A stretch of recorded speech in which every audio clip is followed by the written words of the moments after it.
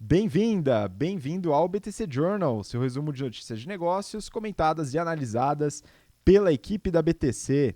Meu nome é Gustavo Habib, eu sou instrutor de Soft Skills e Marketing e no episódio de hoje, dia 12 de setembro de 2019, falaremos sobre Uber, demissões e problemas na Califórnia. SoftBank quer que o WeWork desista do IPO. Forever 21 deve entrar em recuperação judicial essa semana ainda. McDonald's e automatização no drive-thru. Quinto andar recebe R$ 1 bilhão. Vendas das farmacêuticas, do varejo farmacêutico cresce e a gente vai avaliar a Raia Drogasil. E resultados e estratégia da Amazon, junto com a Amazon Prime entrando no Brasil. E para me acompanhar e comentar essas notícias todas, estou aqui com o Renato Aracaki, instrutor de finanças corporativas, valuation e estratégia. Fala, Renato, como é que estão as coisas? Fala, Gustavo. Fala, pessoal, tudo bem? Queria mandar um abraço aí para a turma 57, né? A turma da Avenida Paulista, aí do General Business Program, que eu comecei a dar aula, faltava ela também. Hoje vai ser a última turma que eu ainda não ministrei aula, que é a turma 59. E aí agora a gente vai ter a integralidade aí dos nossos alunos em contato comigo, principalmente, né?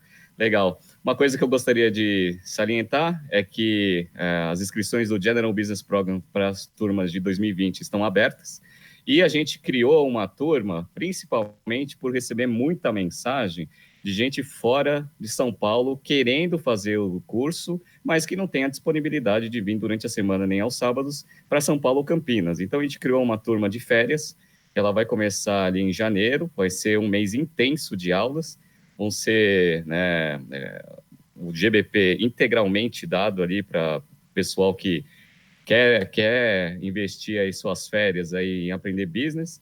E vai ser um negócio bem legal, porque a gente vai ter muito contato aí direto com o pessoal e a gente vai fazer alguns eventos interessantes também. Vamos ter um contato direto todos os dias. Então, quem for de fora de São Paulo, né, e que queira fazer o General Business Program, turma de férias começando em janeiro. Então, entre lá no nosso site, www.btcompany.com.br/gbp. A pedidos, a gente abriu essa turma e bora que tem bastante notícia para a gente falar hoje. Exato, quero ver todo mundo do Brasil inteiro fazendo essa turma. Se juntem, venham para São Paulo, que vai valer a pena. Tá? Aproveito aí para pedir para você que está assistindo a gente pelo YouTube ou ouvindo a gente através do BTC Cast para acompanhar nosso Instagram, @instabtcompany, onde a gente divulga conteúdo, né, faz algumas interações legais e também acompanhar os nossos canais do BTC Journal, tanto no YouTube como nas principais plataformas de podcast. Tá? Agora vamos começar, Renato. Hoje a gente está com bastante notícia, tem muita coisa interessante e a gente tem algumas desgraças aí para começar e depois a gente, quem sabe, termina um pouco melhor o journal de hoje. Né? Vamos começar. Primeira notícia, tá? Vou compartilhar aqui na tela para quem está no YouTube, consegue ver. Para quem está no BTC Cast, vou falar a fonte e o título para que você acompanhe também. Tá? Essa daqui é do Valor Econômico. O título é o seguinte: Uber demite mais de 400 funcionários em busca de lucro. A notícia comenta sobre a demissão de 435 pessoas das áreas de produto e engenharia da Uber, um mês depois da demissão de cerca de 400 funcionários também da área de marketing. Né? Obviamente, essa demanda de demissões vem de uma certa pressão para a melhoria dos resultados. Afinal, a Uber teve um prejuízo histórico de mais de 5 bilhões de dólares no último trimestre. Renato, como é que você vê esse movimento, né, de demissões em massa? Né, mas acho que até vale um comentário. Né? Foram demitidos 400 pessoas, isso dá 8% do corpo de trabalho dessas áreas, mas a Uber tem 27 mil funcionários, segundo a reportagem. Né? E aí, vai ter mais corte? Olha, esses cortes aí, tudo bem que a gente tem que ver o impacto financeiro ali no PNL, mas a princípio, 400 funcionários não faz nem cócega. Dado que ela está com esse prejuízo homérico, vai precisar fazer mais otimizações nas áreas, né, e cortar mais despesa para conseguir chegar próximo de eventualmente zerar esse prejuízo que ele tem, que é homérico. Então, a Uber está sofrendo bastante. Agora, capital aberto é aquele negócio que a gente já tinha falado. Todo trimestre, aquela pressãozinha ali para ver se um dia esse negócio pode virar.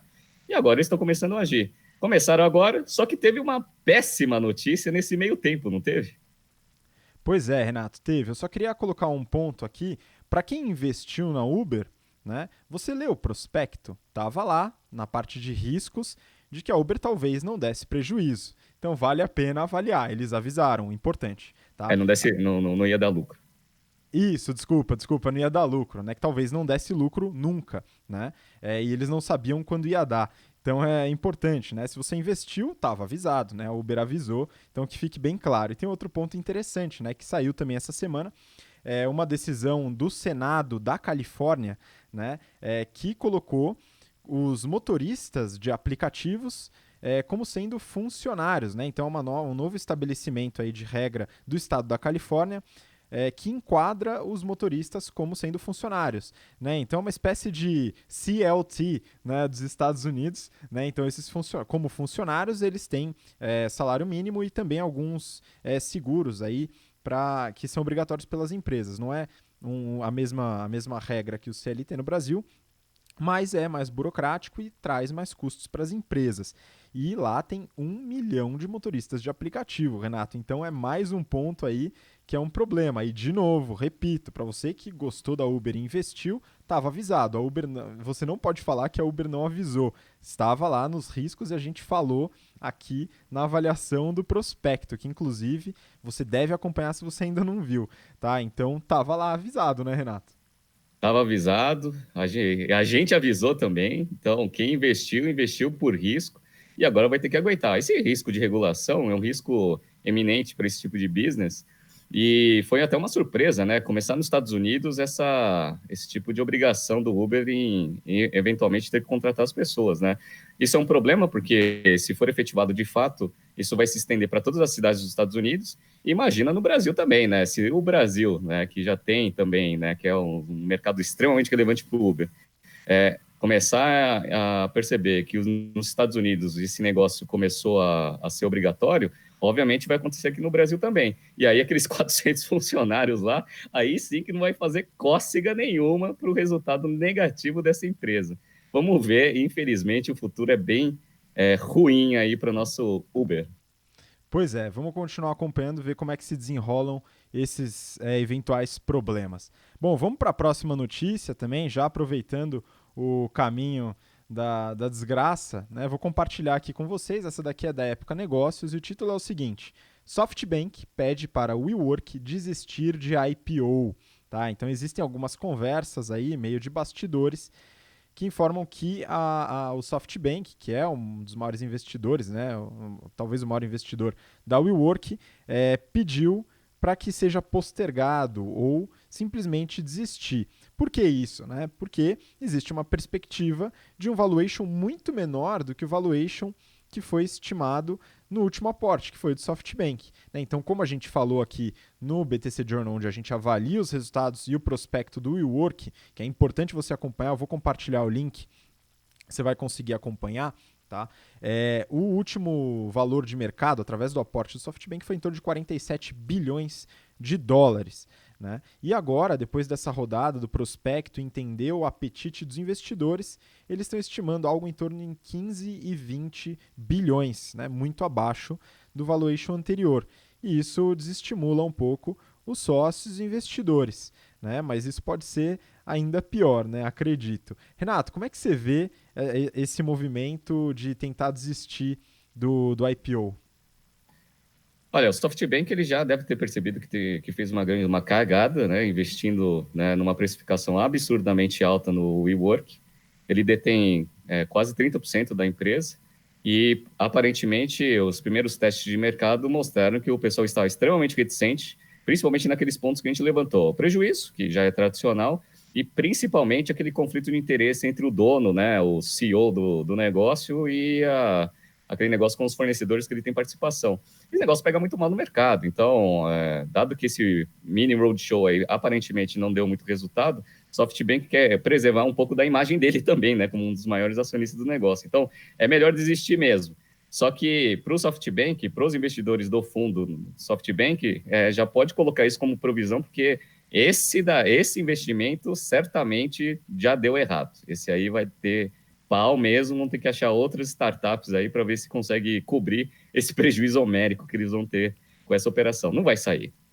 Pois é, a gente fala de outra startup no Journal de hoje, mais para frente, mas só mais um ponto, né, Renato? Tem um quesito aqui importante, porque se o WeWork sair, desistir do IPO, ele perde a chance de receber um empréstimo de alguns bancos, né, dentre eles JP Morgan e Goldman Sachs, de em torno de 6 bilhões de dólares, né? Então ele ficou numa sinuca de bico, né? Pois é aquele negócio, né? Se você tomar a decisão de fazer um stop loss, você já vai pegar tudo que você aportou e write-offar. Se você quiser manter esse negócio operando, vai ter que colocar mais 6 bi, né? Ou seja, você vai se comprometer ainda mais com o capital com um negócio que você não acredita. Ferrou, né? Situação tá ruim, tô falando. O SoftBank fez um péssimo investimento. Infelizmente, os investidores eles já vão tomar um write-off aí também nesse resultado. Pois é, pessoal. E aqui só mais um ponto, né? O WeWork também avisou tudo isso através do seu prospecto na parte de fatores de risco, né? Mas é engraçado que algumas empresas tratam o fator de risco como estratégia. Tem que tomar um pouco de cuidado com isso. Bom, vamos continuar. Próxima notícia do Valor Econômico. O título é o seguinte: Forever 21 planeja apresentar recuperação judicial até domingo. A notícia é de ontem, 11 de setembro, né? E esse momento se aproxima. A gente já falou sobre a Forever 21 aqui no BTC Journal e a gente fala sobre a Forever 21 há cerca de 8 anos no General Business Program como algo extremamente arriscado e com chances de falência, né, devido principalmente à sua precificação e ao modelo de negócio como um todo. Né, a Forever 21 tem cerca de 700 lojas, está programando o fechamento de diversas delas e essa recuperação judicial deve entrar. Né, Renato? Como é que você vê esse desfecho para a Forever 21? Olha, esse daí é aquele negócio que a gente já tinha identificado no passado, virou case, né? Já tinha o slide pronto mesmo, então esse daí já está com o slide pronto de fato. Estratégias comerciais completamente incorretas, principalmente na parte de precificação, posicionamento de marca também, e não soube se reinventar nesse mundo de internet. Ou seja, conseguiu errar em absolutamente tudo. Então, o resultado de tantos erros é o que vai acontecer agora no domingo, vai entrar em recuperação judicial, vai pedir um prazo aí para tentar se reestruturar. O problema é que a situação está tão ruim que existe dúvida até se esse pedido ele vai ser aceito pela corte americana lá para, né, dar esse tempo aí para a Forever 21 se reestruturar. E provavelmente vai acontecer é que ela vai ser vendida para algum outro grupo a preço de banana, porque a marca, de fato, ela tem um brand awareness mundial, então tem valor o negócio. Mas, assim, operacionalmente, não vai conseguir trabalhar de forma independente, vai ser vendida aí para alguém. Vamos ver quem que vai querer comprar essa desgraça.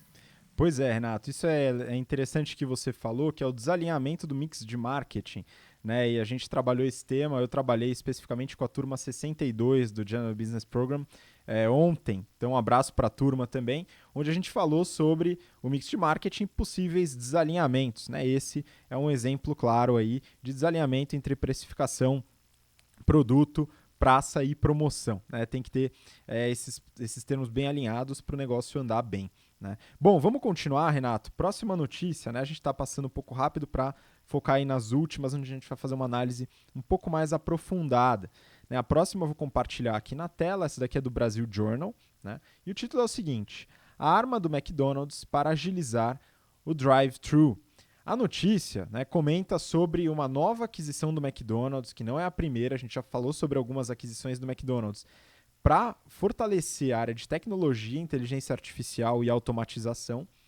E ela anunciou a aquisição de uma empresa chamada Apprenti, ou Apprenti, eu não sei exatamente como fala, mas é uma empresa que utiliza tecnologia de reconhecimento de voz. Tá? E qual que é o intuito aqui, Renato?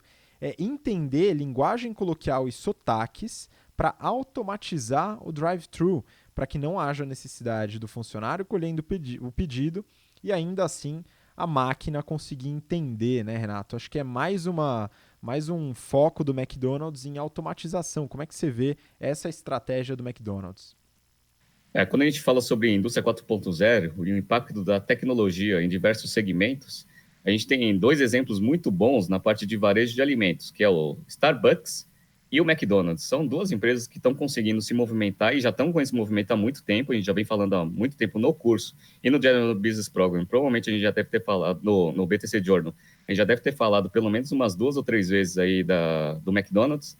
E esse é mais um movimento, né, para conseguir utilizar todas as grandes inovações aí de tecnologia no mercado em prol da otimização das suas operações. Então, aqui no Brasil, a gente já vê aqueles totens onde você consegue fazer o pedido, sem precisar ter o caixa de fato. A parte de delivery, né, que eles já integraram lá com o Uber Eats e tem a própria o app também. E lá nos Estados Unidos está extremamente avançado. Então, eles já compraram uma empresa de marketing para fazer aqueles mix de produtos e, eventualmente, desenvolvimento de novas linhas. E agora eles estão com essa empresa aí para conseguir automatizar o drive-thru. Como eu já tinha mencionado, eles estão com lojas projetos onde eles já estão automatizando, inclusive, a parte de produção.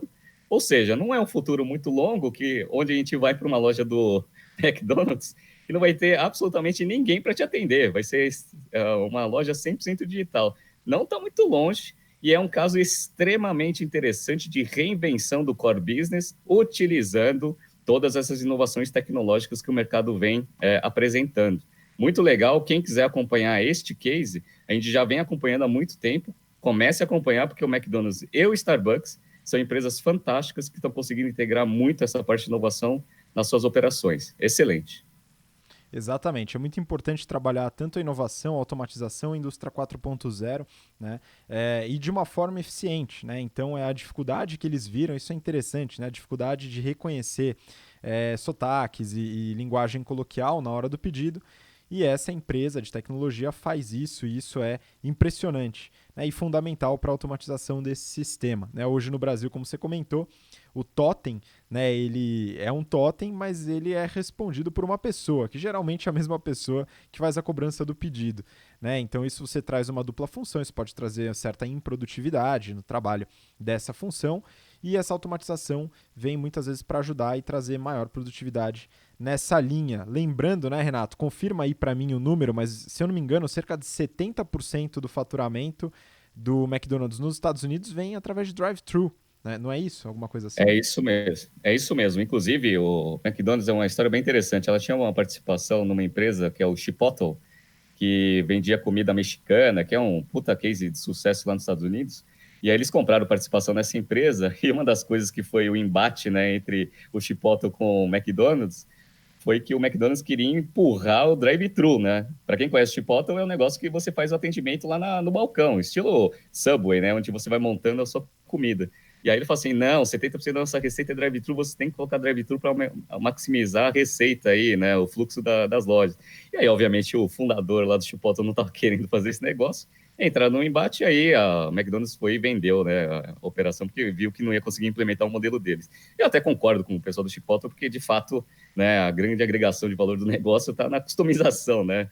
Aí chega ali no drive-thru, fica meio difícil. Mas, assim, alguns erros acontecem, mas uma coisa que eu gosto muito do McDonald's, ele sempre busca eficiência. E a gente, como cliente, a gente percebe isso, né? Então, para quem é empresário e olha, né, as operações com um olhar de business, você vê que o McDonald's não tem medo de errar. Esse negócio de você chegar no drive-thru, aqui no Brasil é assim, né? A pessoa, né, ela te atende ali no drive-thru e ela já está fazendo o meio de pagamento ali da pessoa que está na frente dela, né? Então é uma pessoa tentando atender pelo menos umas 3 ou 4 pessoas. É muito interessante isso, né? A gente como cliente às vezes, né, não gosta muito, mas eu admiro o esforço aí das empresas em busca de maior eficiência. Isso daí o McDonald's é campeão. Importantíssimo. Né? Continuaremos acompanhando, né? Mas é mais um pulo aí na tecnologia que o McDonald's está fortalecendo. Vamos para a próxima notícia, Renato. A próxima, a gente volta para o Brasil, né? E aqui é do valor econômico. Né? Você está acompanhando aí na tela. O título é o seguinte: Quinto Andar capta R$ 1 bilhão e mira exterior. Né? Então aqui fala da startup brasileira, o Quinto Andar, que atua no setor de locação de imóveis, tá? Então é uma plataforma que facilita aí a locação de imóveis e acaba de receber um investimento de quem será? De quem será? SoftBank, né? SoftBank mais uma vez atacando aqui no Brasil, 250 milhões de dólares, né? Cerca de 1 bilhão de reais. É interessante, Renato, notar que até o final do ano passado, né, houveram aportes, né, muitos aportes nessa empresa, é uma das principais startups do país, né, e dentre os investidores estão aí Kazek, General Atlantic, grandes fundos internacionais que levantaram aí cerca de 320 milhões de reais. Mas o pessoal não sabe brincar e já veio com 1 bi agora. Né? Como é que você vê esse aporte aqui nesse mercado? Olha, esse mercado é um mercado que, né, a gente analisou, o mercado imobiliário vem crescendo bastante e todas as derivadas desse mercado também tendem a ter um resultado um pouco melhor aí no médio prazo. O Quintanar é um aplicativo, é uma empresa aí que fornece um serviço digital de aluguel e quem o já usou, e eu tenho muitos amigos que usam, falam que o serviço é muito bom, excelente, né? Você que tem o imóvel, você consegue alugar ele muito rápido e para quem usa o serviço para conseguir achar, né, locais para buscar novos lugares para alugar imóvel, também é muito interessante. Então, a princípio, parece que é um app que está bem diferenciado em relação às ofertas de mercado, vem crescendo bastante, agora com 1 bi, né, de aporte, vai conseguir acelerar bastante o crescimento e a ideia é expandir esse app no Brasil e, eventualmente, fazer o Quinto Andar também ser uma empresa internacional. Com 1 bi, eu acho que dá para fazer. A primeira coisa que eles já anunciaram que vão fazer é reforçar os times, né, de desenvolvimento, time comercial, etc. E vão começar a expansão internacional. Vamos ver. Já vão tomar uma trolha lá no WeWork. Vamos ver se eles conseguem recuperar um pouco aí com o Quinto Andar. Parabéns para o pessoal do Quinto Andar que recebeu um aporte nessa magnitude. Geralmente é só para empresas que impressionam de fato, né, com o seu crescimento, com sua boa gestão. Tudo bem que a gente sabe que eles queimam caixa, mas se tem uma estratégia de longo prazo, vamos ver se eles conseguem virar os resultados e se tornarem rentáveis no futuro. Mas parabéns ao pessoal. Exatamente. Eu tô louco para ver os resultados do Quinto Andar e ver como é que a gente pode avaliar isso. Espero que saia em breve, né? Quem sabe eles não fazem o seu IPO no exterior em breve, né? Uma ideia aí, fica a sugestão, né? Pelo menos a gente vai saber de todos os resultados auditados. E isso é algo que eu tenho muita curiosidade. Tá, mas legal, parabéns também. A gente tem bastante ex-aluno nosso no Quinto Andar e o pessoal acredita que está fazendo um bom trabalho lá dentro. Né? Vamos continuar acompanhando. Bom, vamos para a próxima, Renato. Próxima notícia foi um pedido de uma das alunas, agora eu não lembro se era da turma 56 ou 58, tá? Mas para falar sobre varejo farma, tá? Então eu peguei essa notícia que é recente, é de antes de ontem, do Valor Econômico. Vendas das farmácias crescem 11%. Tá? Então a notícia ela comenta sobre os movimentos e principalmente receita aí do setor de varejo na farmácia, né, de farmácias. E é o seguinte, né, teve esse crescimento, tem um movimento no Nordeste muito forte, tá? Então a gente tem algumas mudanças que eu queria até que você comentasse, Renato, sobre esse movimento no Nordeste que tem acontecido. Recentemente a gente falou sobre a falência de uma das grandes empresas do setor, que é a Brasil Farma, né? A gente avaliou e falou um pouquinho sobre esse caso. Também já falamos sobre algumas empresas do setor, né? E vale a pena sempre atualizar, né? Acredito que você pegou os resultados aí da Raia Drogasil, né, Renato, para a gente avaliar, né, como que foi esse desenvolvimento. Mas acho que vale a pena comentar um pouco do setor também. Como que está esse movimento do setor e o que está acontecendo no Nordeste? Então vamos lá. O setor de farmácias ele é um setor extremamente pulverizado. Então, a famosa farmácia de esquina que a gente conhecia há muito tempo atrás, né? Alguns grandes grupos começaram um processo de consolidação e a Raia Drogasil, sem dúvida nenhuma, é a empresa melhor posicionada no mercado dentro desse segmento e na Bolsa de Valores também. É uma das queridinhas, apesar de ter tido uma pequena redução aí no crescimento aí do valor das suas ações. Só para vocês terem uma ideia de como esse mercado é pulverizado. A Raia Drogasil é a líder de mercado e ela conseguiu um market share no segundo TRI de 19 de 13%.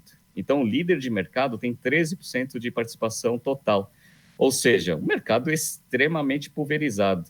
Dá para crescer bastante ainda. A Raia ela fez uma aquisição recentemente da Onofre, e com esses posicionamentos das outras redes de farmácia, algumas com dificuldades e outras, né, com muita dificuldade até fechando suas operações, que é o caso da Brasil Farma. Então, Pague Menos está com alguns problemas, Brasil Farma faliu e algumas outras operações também. Ela vem aproveitando bastante para crescer, né, participação no eixo Norte e Nordeste, né, onde eles tinham uma participação e tem uma participação baixa, a princípio, né? Então, boa parte do crescimento de market share deles no segundo TRI de 19 veio de quê? Norte, onde eles tinham quase nada de presença, 0,4% de market share, foi para 3%. Nordeste, que era 5,8%, foi para 7,9%. Só que, assim, esses caras são bons. Eles conseguiram aumentar a participação deles em todas as regiões. Sul passou de 6,6% para 7,9%. Centro-Oeste passou de 13,5% para 14,8%. Sudeste, 8,1% contra 8,9%, só que Sudeste exclui São Paulo, onde eles são líderes de mercado disparado e todo mundo vem entrando aqui tentando roubar market share deles e eles conseguem defender muito bem. Eles estavam com 22,7% de market share no segundo TRI de 18, foi para 24,7%. Ou seja, conseguiram crescer em todos e ainda conseguiram defender extremamente bem a participação de mercado, né, no principal mercado deles, que é São Paulo. Então, é uma empresa que é extremamente bem gerida em termos operacionais. Então, e essa questão do movimento no Nordeste, né, Renato? Você tinha Pague Menos, que era muito forte na região, né, e tem diminuído o setor e fechado algumas lojas, né, isso segundo a reportagem. E no caso da Real Drogasil, é interessante notar o tamanho do mercado, né? Então eles têm 14%, 13%, né, no consolidado aí de market share. Em cada região você detalhou, que é muito interessante a gente analisar. Mas qual que é o tamanho da operação, Renato? Você chegou a pegar alguns números aí para a gente ter uma noção? Não, sem dúvida. E para você ver como esse mercado é pulverizado. Sabe quantas farmácias físicas eles têm? Eles têm quase 2.000 farmácias físicas. E tem 13% de market share. Então, imagina a quantidade de farmácia que tem no Brasil, né? Inclusive, no Brasil, acho que tem mais farmácia que nos Estados Unidos. Então, vamos pegar aqui só números do segundo TRI de 19 para a gente ver o tamanho da operação. Receita bruta dos caras foi 4,4 bi, né? Lucro bruto foi de 1,29 bi, ou seja, uma margem bruta aí de 29%, margem apertada. Margem EBITDA 8,2% e a margem líquida 3,6%. É uma empresa que é um negócio que tem margens apertadas, então ele depende muito da eficiência operacional. Dado que a gente está com um problema, né, econômico, principalmente o mercado imobiliário vem sofrendo bastante, né, e a gente já analisou isso, criou uma grande oportunidade para você abrir mais lojas, né, com um aluguel mais baixo, que é direcionalmente ligado à rentabilidade de cada ponto físico. Então, uma coisa que você precisa tomar cuidado é você não abrir muita drogaria próxima uma da outra e começar o processo de canibalização, que a gente chama. E aí, onde a gente mede isso? A gente mede isso lá no Same Store Sales, que eu explico isso nas aulas do General Business Program, que é o quanto que as lojas do ano passado, que estavam abertas, estão performando agora, né, depois de um ano abertas. Então, o Same Store Sales foi crescente, foi 8% no segundo TRI. Ou seja, eles estão conseguindo fazer as lojas que já estavam abertas performarem melhor e ainda estão expandindo o número de lojas, ou seja, eles estão expandindo de uma forma eficiente. A empresa é uma empresa grande geradora de caixa, então o fluxo de caixa das atividades operacionais no segundo trimestre foi de 294 milhões. Então, é uma empresa extremamente bem gerida. Eles têm um ciclo de conversão de caixa, que para varejo é ótimo, de 57,6 dias. Eles melhoraram em um dia esse ciclo de conversão de caixa em relação ao segundo TRI de 18. Ou seja, eles conseguem desenhar bem a operação entre estoque, recebimento e o prazo com fornecedores para conseguir ter uma geração de caixa saudável para fazer, obviamente, a empresa, né, crescer. Uma coisa interessante é a composição do que eles vendem, né, dentro das farmácias. Isso daí é um grande determinante para a rentabilidade e a produtividade de cada farmácia, drogaria. Então, o que eles vendem lá? Eles dividem em 4 grandes segmentos, né? Remédio prescrito, né, que eles chamam de marca, representa aí uns 44% da receita. Tem os genéricos, em torno de 11%. Tem aqueles remédios de prateleira, né, que a gente pega lá, Doril, por exemplo, né? Eu uso bastante Cataflan, né, que eu sempre estou com alguma inflamação, que eles chamam de OTC, representa 20%. E olha que interessante, 1/4 da receita dos caras vem de produtos de perfumaria, né? Isso é bem interessante. Obviamente, existem algumas discussões de regulação para transformar as farmácias aqui e permitir que elas vendam outros tipos de produto. Então, a gente já vê bastante, né, algumas testando lá uma geladeirinha, lá vendendo alguns sucos, algumas outras coisas, barrinhas, etc. Conforme vai autorizando, né, as farmácias a venderem mais produtos, eles vão se tornar como se fossem farmácias lá nos Estados Unidos que vendem absolutamente tudo. Então, a Raia Drogasil é uma empresa extremamente bem gerida, os resultados financeiros estão bons e ele está conseguindo se defender bem aí com o ataque das outras redes. É disparado a melhor empresa do setor. Essa daí é uma excelente empresa para se acompanhar, para ver a evolução dos financials dela, viu? Ah, sim, com certeza. E é um setor bom, um setor bastante competitivo, né? Mas é um setor que mostra também certa estabilidade, né? Mas você falou de um ponto que eu achei interessante, o ciclo de conversão de caixa, né? Então, para quem não fez o curso, né, e não acompanha muito, talvez não esteja muito ciente desse conceito, né, que é a relação aí entre os prazos de pagamento, recebimento e estoque, que mostra bastante a produtividade, né, a eficiência da operação na geração de caixa, né? Então, Renato, 57 dias, né? Explica um pouco melhor como que funciona, o que é o ciclo de conversão de caixa, né? Mas assim, no varejo, isso é um bom valor? Ó, o ciclo de conversão de caixa, de uma forma extremamente bem simplificada, é o tempo desde a hora que você tem a saída de caixa para comprar um produto, por exemplo, e aí você fica com esse produto no estoque, e aí você vende geralmente a prazo, né? Então, você tem o tempo para receber esse dinheiro. Então, é o tempo total, desde a hora que sai o dinheiro do caixa até a hora que você recebe, né? Então, como ele é composto, né? Ele tem os dias de estoque que fica, né? O quanto que você fica com o estoque ali parado, mais o prazo médio de recebimento, se você parcelar essa venda, vendendo crédito à vista, você demora no mínimo uns 30 dias para receber, e você consegue melhorar esse prazo dando porrada no fornecedor, que você ensina muito bem nas aulas de negociação, né? O quanto que você consegue de prazo com o fornecedor.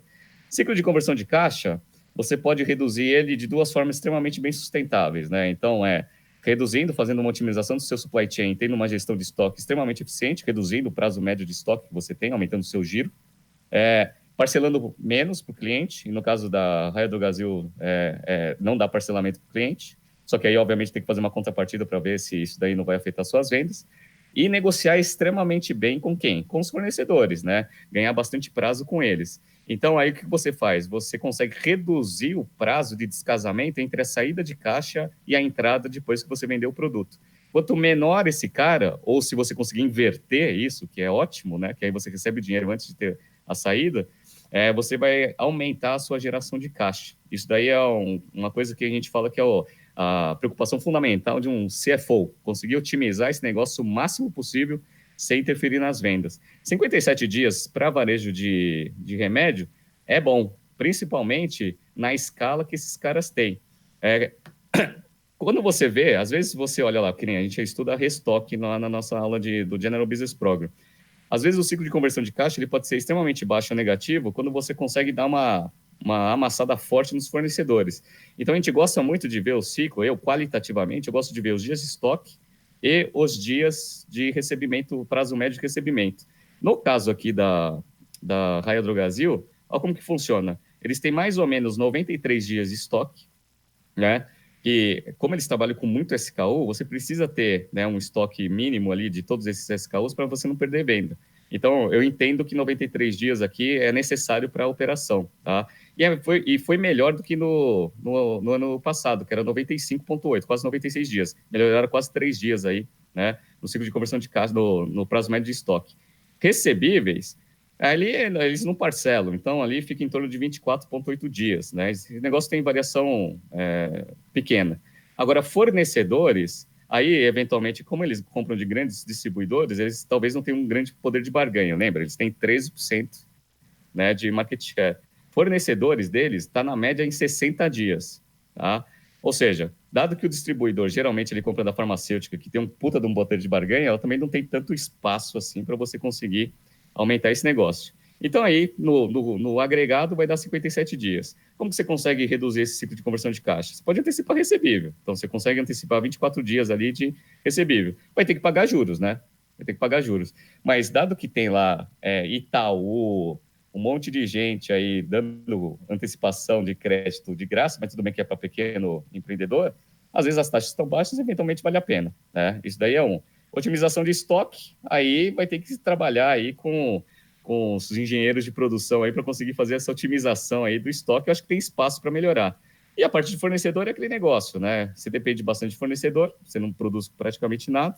Então, ter um bom relacionamento com eles, em detrimento aos 60 dias de prazo, às vezes é uma coisa saudável também. Então, basicamente nessas dimensões que a gente analisa o ciclo de conversão de caixa, e o da Raia do Brasil está muito bom, né, para o segmento.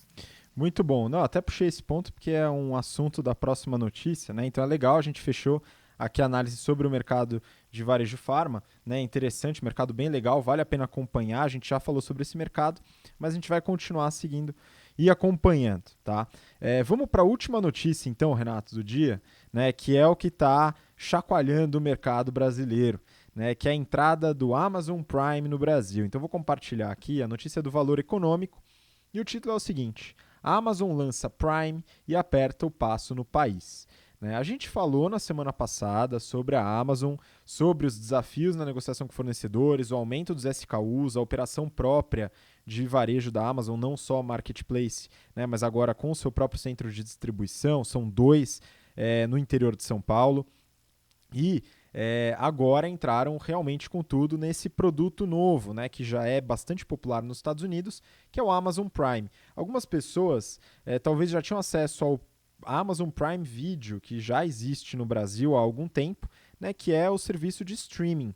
O Amazon Prime é um pouco diferente, é um conjunto, né, de serviços e benefícios ao cliente, né, também por uma mensalidade. Vou entrar no detalhe um pouco mais para frente, mas Renato, achei interessante a gente avaliar os resultados da Amazon, né? Saiu o semestral. Como é que você viu esse resultado aí?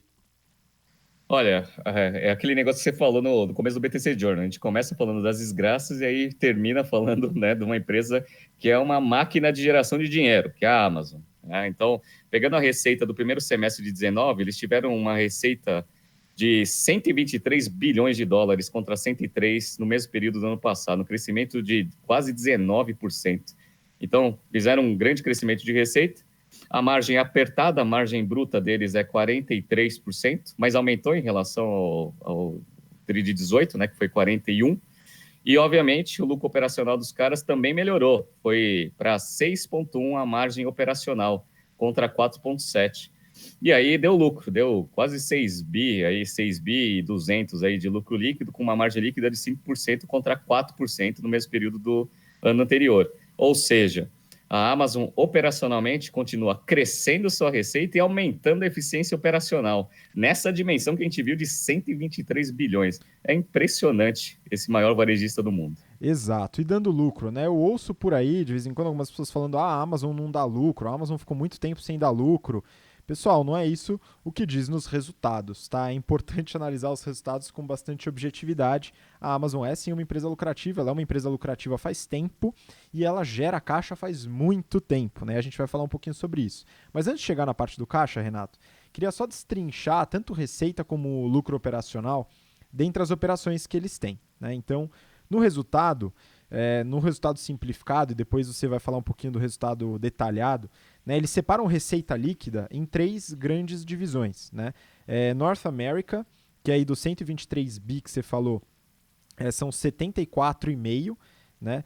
Internacional, né? Então varejo fora da América do Norte, 32,5 bi. E a AWS, que é o Amazon Web Services, ou servidores, né? É uma divisão que tem uma receita bem menor, 16 bi. Tá? E é interessante como cada uma dessas divisões se representa no lucro operacional. Né? A divisão North America dá lucro, tá? 3,8 bi, né? Dos 7,5 bi que você comentou, né? Dos 6% de margem operacional. A divisão internacional, ela dá prejuízo, 690 milhões no último semestre, né, de prejuízo, mas esse prejuízo diminuiu, era 1,1 bi no mesmo período de 2018. Né? E a AWS, os servidores, é a divisão mais lucrativa da Amazon, 4,3 bi, né, apesar de representar muito menos na receita. Qual que é essa relação, Renato? Aquela relação, né? A parte de Estados Unidos representa 60% da receita e a parte de AWS representa 13,1% da receita.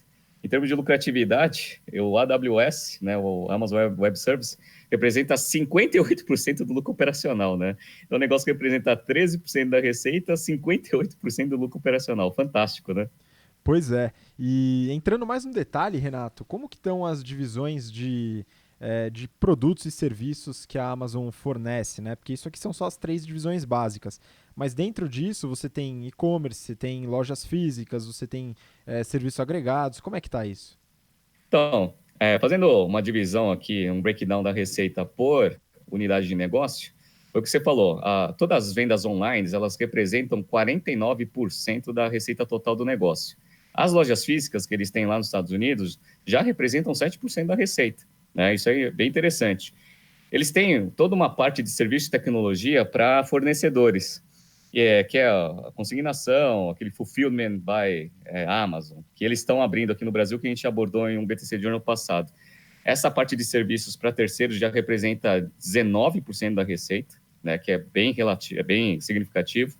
E toda a parte de assinatura, que é o que eles divulgaram que vão abrir aqui no Brasil, já representa 7,3% da receita total. Que aí é todo aquele serviço de você ter o frete grátis, entrar lá na parte digital, ter os vídeos, né, e todos os serviços agregados a isso.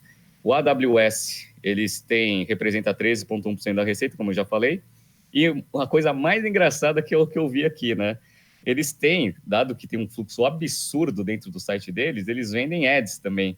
O ads deles, que representou, em termos absolutos, dos 123 bilhões de receita deles, 5,7, né, representa 4,6% da receita. Então, até a Amazon ganha com ads na sua plataforma. Você vê como esse negócio dá dinheiro, né? O Google e o Facebook, que eu diga, né? Que domina esse mercado. Então, essa aí é o breakdown de todas as unidades. Aqui no Brasil, essa notícia ela fala que eles estão entrando com o Amazon Prime, que é o que representa 7,3% da receita deles. Interessante isso. Pois é, interessante. A gente vai falar um pouquinho mais sobre o produto e também sobre como isso afeta o mercado brasileiro de e-commerce, né? E colocando os grandes concorrentes na análise. Mas antes disso, vamos falar do caixa, né? Eu vi aqui no resultado, Renato, o caixa operacional gerado nesses primeiros 6 meses, né, foi de 11 bilhões de dólares. É muito caixa gerado. Teve um aumento, quase dobrou em relação ao mesmo período do ano anterior, que foi de 5,7 bi. Tá? Agora foi de 11. Né? E Renato, a gente falou aí na Farma sobre o ciclo de conversão de caixa. Tem essa informação disponível aí para a gente dar uma olhada? Olha, a informação eu tive que fazer um cálculo aqui por cima, mas ele é o motor aqui de crescimento da Amazon, né, em termos financeiros operacionais. Esses caras, eles conseguem ter o ciclo de conversão de caixa invertido, ou seja, eles conseguem receber o dinheiro do cliente antes de ter que pagar o fornecedor deles. Aí, obviamente, esse negócio vira uma máquina de geração de dinheiro, né? Então, ó, sabe quanto que eles têm de estoque, prazo médio de estoque, que lá na Raia do Brasil a gente viu que é em torno de uns 90 dias? Eles têm 35 dias de prazo médio de estoque. E, cara, com uma receita de 123 bi de dólares, eles têm operação no mundo inteiro, 35 dias, um pouco mais de um mês. Dias de recebimento em torno de 24 dias, né, que é basicamente, né, o crédito ali nos Estados Unidos. E dias de fornecedores, obviamente a Amazon com essa escala não vai pagar à vista o fornecedor, né? Prazo médio de fornecedores, 72 dias. Ou seja, se você soma dias de recebimento mais dias de estoque, ele é menor do que o prazo que você tem com o fornecedor. Então, esse negócio fica negativo em 13 dias. E, cara, desde 2000, quase desde o início da operação da Amazon, o Jeff Bezos sempre ficou olhando esse ciclo de conversão de caixa. Apesar de a gente dar prejuízo, apesar de a gente estar num processo de escala da minha operação, eu preciso me preocupar com o ciclo de conversão de caixa. Então, esse negócio sempre foi negativo e continua sendo, mesmo com a operação crescendo. E aí, o que isso se reflete? Aquele fluxo de caixa de 10 bi no primeiro semestre que você falou. E sabe quanto que eles têm de caixa e disponibilidade, né, atualmente, no fechamento do segundo TRI? 42, quase 42 bilhões de dólares de caixa. É muito dinheiro. Então, esse negócio é uma máquina de geração de caixa. Por isso que o valor de mercado, ó, peguei o valor de mercado hoje, está 903 bi de dólares. Está quase chegando àquela marca de 1 tri de dólares em valor de mercado. É espetacular, por isso que o Jeff Bezos é um gênio, né? Pois é, concordo, é uma operação magnífica. E agora vamos analisar, Renato, a competição no Brasil, né? Então, a Amazon entrou essa semana com o Prime no Brasil, né? E qual que é a estratégia, né? Na verdade, a estratégia de marketing usada para isso, né? Que o Amazon Prime ele funciona como uma central de entretenimento, né? Então, quais são os benefícios ou a proposta de valor desse produto, né? É englobar tanto a parte de compras como de serviços, que a gente já falou aqui, comentou, vou detalhar, né? Dentro de uma plataforma a custo baixo, tá? Então fala da facilitação das compras através de frete grátis, independente do valor da compra, e entregue em até 48 horas. Claro que isso vai ser trabalhado ao longo do tempo, eles estão negociando com os fornecedores, como a gente falou na semana passada, né? Então é uma curva de aprendizado que eles vão desenvolver, mas essa é a proposta, é o que funciona nos Estados Unidos. É, Filmes, né? Então a Amazon Prime Video, que já tem disponível no Brasil, vai fazer parte desse pacote, né? Concorrente de Netflix, Disney Plus, HBO, YouTube Premium e todas as outras plataformas de entretenimento em vídeo, né? Música, Amazon Music, né? Concorrente de Spotify, de iTunes e assim por diante, né? Também vai fazer parte do pacote. Livros, o Amazon Reading, né, que é uma série de livros disponíveis para quem quiser ler dentro dos aplicativos, o Kindle ou aplicativos semelhantes da Amazon. E também jogos, né, o Twitch Prime, que é uma central de jogos que estão dentro do pacote. Preço do pacote, Renato, R$ 9,90 por mês, tá? Ou R$ 90 o anual. Só para ter uma comparação, aí, uma base comparativa, nos Estados Unidos, o anual do Amazon Prime é de cerca de US$ 120. Tá? Então, no Brasil, eles estão com uma estratégia extremamente agressiva, principalmente se for comparar com os concorrentes principais, né? Então, pegando a parte de áudio, né, de música, o Spotify, que deve ser o principal concorrente, começa em R$ 17 a mensalidade. Netflix está em torno de R$ 30 a mensalidade. E se a gente pega a parte de compras, como exemplo a B2W, né, a gente tem dentre os grandes concorrentes da Amazon no Brasil no e-commerce, a B2W com Americanas, Shoptime Submarino, a Magazine Luiza, que acabou de comprar a Netshoes, né, e tem a sua própria operação de e-commerce, e também a... Qual que era a outra, Renato? Concorrente? Acabou de Via sair. Varejo. Perdi, desculpa. Via Varejo, tá? Via Varejo, que a gente falou aqui, que está fazendo um turnaround e reforçando bastante a operação de e-commerce, né? Enfim, se falar das lojas americanas, né, eles têm o Americanas Prime, que é R$ 80 anual para ter esses benefícios de compra, de frete grátis e entrega rápida. Né, Renato? E aí, como é que fica essa competição aqui no Brasil? A Amazon, até por ser extremamente diversificada nos serviços e produtos que ela oferece, quando você faz um Amazon Prime com um preço agressivo pra caramba e dando, né, conteúdo em vídeo, conteúdo em som, frete grátis, entrega rápida, etc., certamente é uma das melhores, se não é a melhor, né, disparada oferta em relação a todos os concorrentes. Tanto é que quando ela anunciou que ia fazer esse modelo para o Brasil, no mesmo dia, a ação da galera, né, de todos esses concorrentes que você citou, caiu que nem um foguete. É o medo, né, de competir com a Amazon. E uma coisa que é ruim, né, para esses caras é que a Amazon, né, quando ela entra com uma estratégia de precificação muito baixa, você trabalha com uma margem apertada, geralmente em guerra de preço, quem sobrevive é quem tem mais caixa, né? Isso daí a gente ensina bastante nas nossas aulas de estratégia e nas nossas aulas de finanças corporativas e valuation. Como eu já falei que eles têm 40 bi de dólares de caixa, como que a Via Varejo, Magazine Luiza, né, a Submarino, como que esses caras vão conseguir, né, competir com a Amazon? E uma das coisas que a Amazon faz muito bem, ela é uma empresa basicamente de supply chain que investe muito em tecnologia. Eles investem muito, pesado em tecnologia. Sabe quanto que é a despesa em tecnologia e geração de conteúdo deles? Quanto que representa da receita? 14%. Ou seja, se você pega lá 123 bi, se fosse 100 bi, é 14 bi que eles gastam, né, no semestre, né, em tecnologia. Então, quando eles entram no Brasil, eles entram já com todo o know-how de tecnologia e otimização que vem de fora para conseguir fazer a operação ser extremamente eficiente.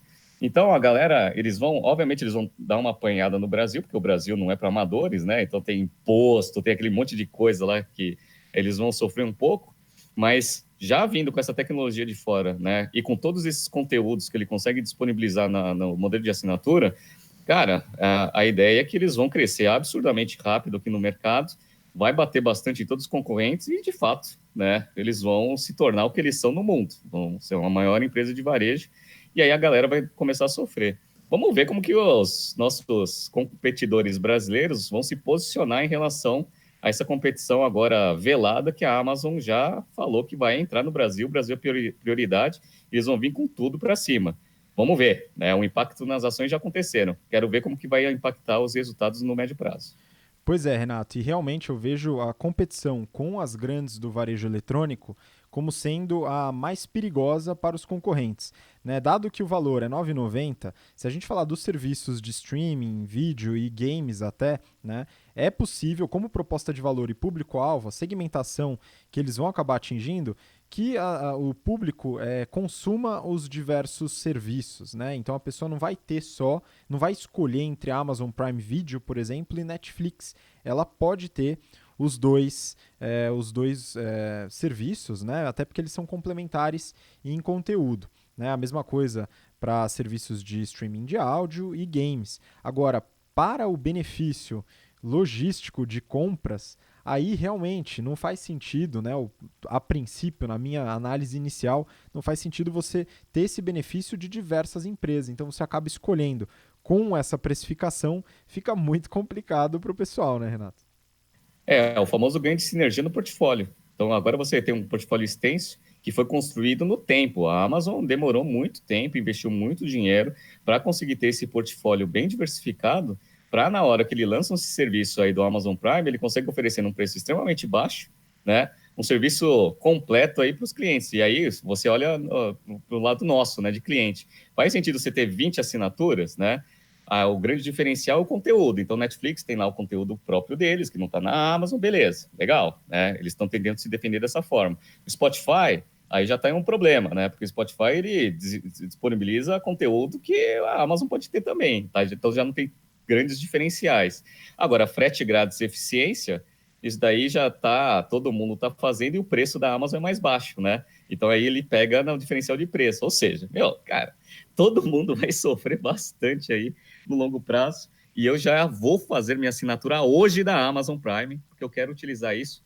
E eu vou ler o contrato para saber se eu consigo utilizar isso nas plataformas internacionais também. Que aí seria ótimo, né? Você conseguir pegar lá os conteúdos dos Estados Unidos, etc.